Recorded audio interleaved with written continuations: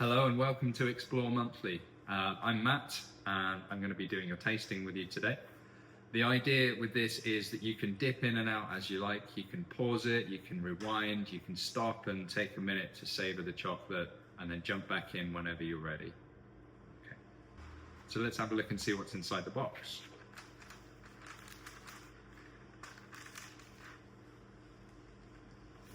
So we're kicking things off with No Guilt January. And the idea with this is looking at chocolate from a different perspective. We've taken the majority of the sugar out of the equation. We've got some new sugar-free alternative chocolate bars that we're going to taste. We've got a few chocolates here that focus more on other ingredients to provide flavor and depth rather than relying on sugar for sweetness. So the first bar that we have is, if I can get it out, our new Sumba Island 55% milk chocolate. So 55% puts this into dark milk territory. It is made without sugar or without sucrose. So with this one, it's made with inulin and stevia instead. So inulin is a dietary fiber that's made from chicory root, and the stevia is there to give us a bit of sweetness.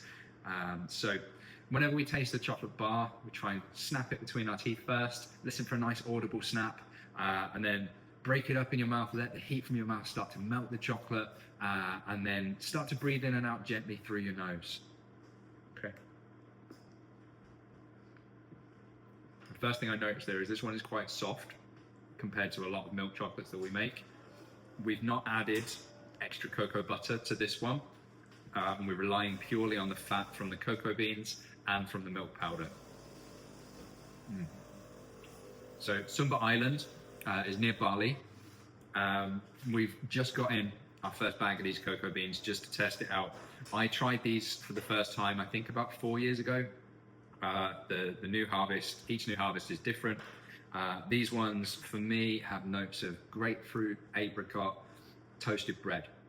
So as this is breaking down, I'm getting waves of those flavors. It's a really pleasant kind of acidity, a little bit of tartness, and then that kind of cereally, bready kind of taste coming through as well.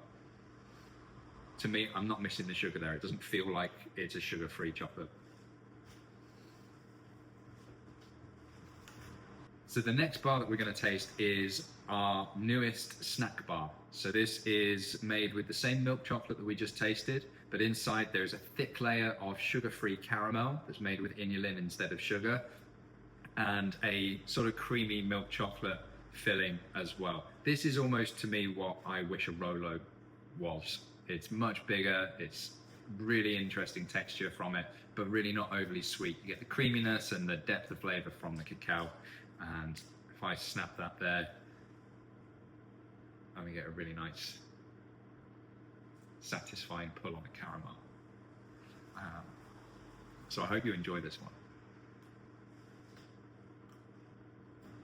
So the next bar that we're going to taste is our Mexico 70% dark chocolate. So this is another new one. It's another limited edition bar like the Sumba Island.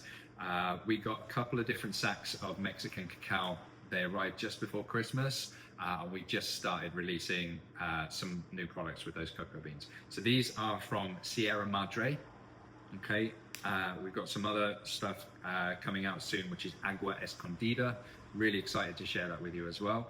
But Sierra Madre, to me, has notes of chocolate brownies, mango, sugarcane, and a little bit of a blackcurranty kind of tartness to it as well. It's a bit of a darker roast on this one, so this is meant to be almost savory. It's for those people that really love a nice, intense dark chocolate.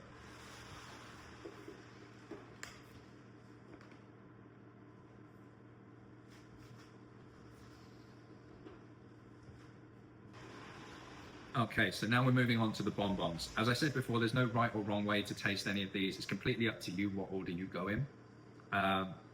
The way that I've laid these out is that you're going to get 2 nutty ones first, and then you've got 2 fruitier ones, and then you've got the spicier and slightly drier, more savory expressions on the end.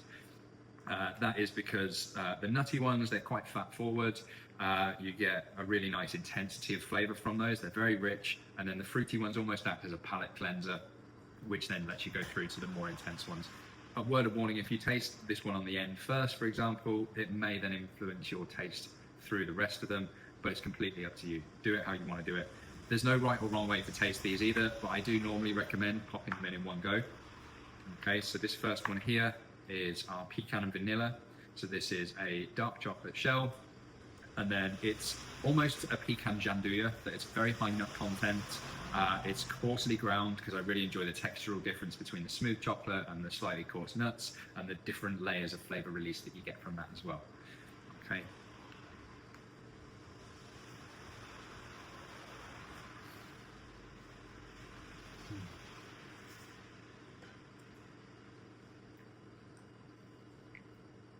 Which is not a bad way to start the day. It's just that it's not like it's, Yeah.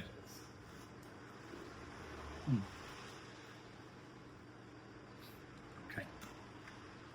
So the next chocolate here is our hazelnut gianduja. This one, gianduja is kind of one of these terms that people often don't know how to pronounce and they don't often understand. It is a bit of a protected term that legally, to be called gianduja, the filling must have a certain percentage of hazelnut, a certain percentage of cocoa solids, which means that there's less milk and there's less sugar in it. So it's kind of the opposite of Nutella. There's no rubbish in there, it's only high quality ingredients. It's not as sweet as your typical hazelnut filling, but absolutely bags of flavor. So this is inside a milk chocolate shell, and it's essentially milk chocolate with hazelnuts blended together. That's the best way to think of it.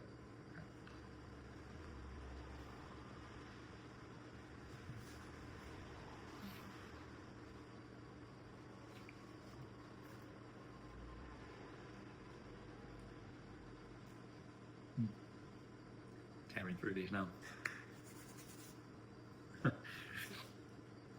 All right, so the next bonbon that we're going to go for, or that I'm going to go for, is coconut caramel. Okay, coconut caramel is easily one of our best-selling chocolates. This one holds a very special place in my heart now because we've changed the processing on it. The ingredients have stayed the same over the years, but a few months ago we changed the processing and it has fundamentally changed the filling. So this is nowhere near as sweet as it used to be, but it's got loads more flavor to it. There's a lot more depth. So I really wanted this one to be like eating caramelized coconut. So we start off by making a coconut dulce de leche of sorts. We take organic coconut milk, boil it for hours and hours with just a little bit of sugar. We add a little bit of bicarbonate soda to it just to change the flavor, deepen the color.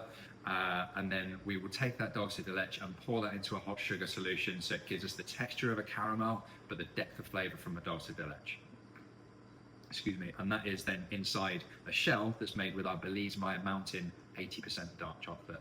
So the Maya Mountain has these tropical kind of notes. I get notes of pineapple, honey, ginger, passion fruit, which again is kind of a tropical vibe, but not in the way you would expect.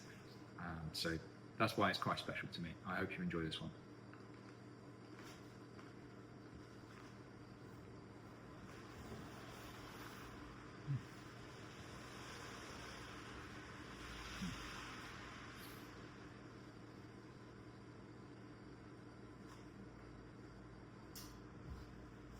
Not bad.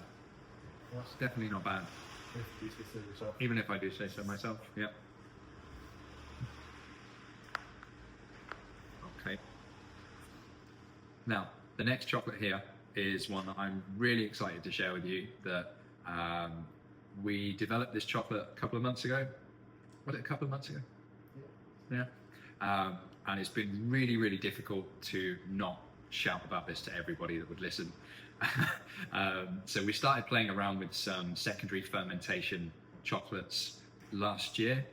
We brought the first ones to market with a couple of nano batches towards the end of the year. There's only a couple of people in the world that are doing secondary fermented chocolates, and I knew nothing about them when we started doing it, so our way is a little bit different to theirs. Essentially, we're using wild yeast strains with certain ingredients to start a lacto fermentation, adding cocoa beans to that. And we try and match the natural flavor profile of the cocoa beans to whatever ingredients it is that we are fermenting with, so that the flavor isn't trying to fight with the cacao, it's trying to work with it, to complement it, to enhance it sometimes. So this one here is the Belize cacao again, so those tropical notes, and this is a tropical ferment. So this one, we fermented the cocoa beans with pineapple and papaya. We then used some organic coconut milk powder to grind that into a dairy-free alternative to milk chocolate. and this then contains a water-based ganache filling. Okay, so expect this one to be surprisingly light and bright. It's a little bit of funk from the fermentation, a tiny bit of salinity towards the end because we do use a bit of sea salt in the fermentation. To me, it's just like nothing else I've ever tasted. So again, I hope you enjoyed it.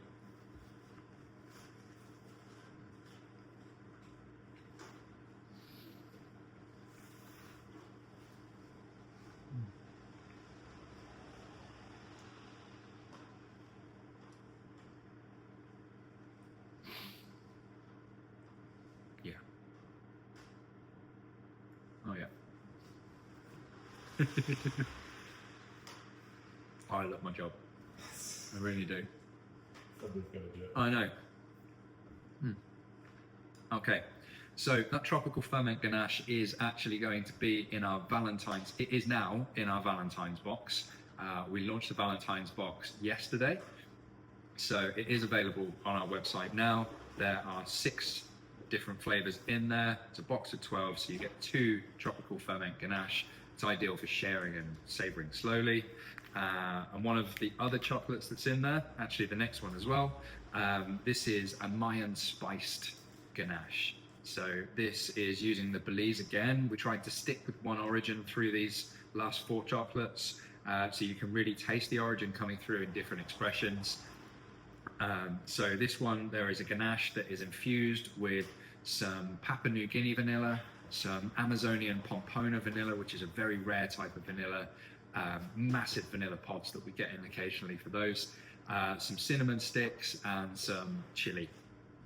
Okay, and the idea with this, I didn't want it to blow people's heads off because chocolate and chili gets overdone in so many ways, whereas poor quality chocolate, poor quality chili, and too much chili, so it's just a bit of a bitter, hot mess.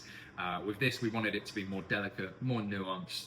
You should hopefully get a little bit of heat towards the end, but we wanted to go quite light and let the acidity from the cacao come through and sort of play around with that.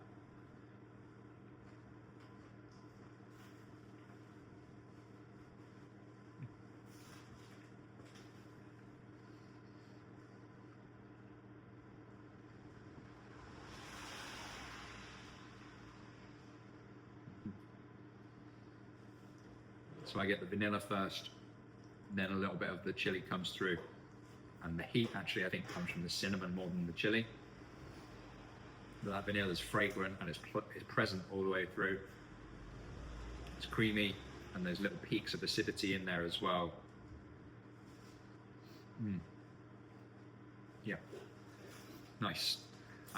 So the last one is actually, it's an existing product that we wanted to try in a slightly different format. So we have a range of products that we call rustics. They are partially refined chocolates. So the idea with these is the same high quality ingredients we'd use to make a chocolate bar, but minimal processing. So they've only been in one of our refiners for maybe an hour or 2 rather than 4 days. So it's not smooth, it's meant to be crumbly, it's crunchy. The flavors are kind of separate and they mix together in your mouth as you crunch them and break them down. So this is the first one that we did. I called it the OG. My wife still hates that name, but I kind of love it. So this is the OG. It's just cocoa beans and sugar. Usually the OG is a 70% dark chocolate. Because I've done this using the Maya Mountain this week, I've done it as an 80% dark chocolate. So it is exactly the same as the Maya Mountain bar that you could buy from us, but the textural experience is completely different. So this is the last one. I hope you enjoy it. And we can't wait to share some more stuff with you next month. All right. Thanks for joining us.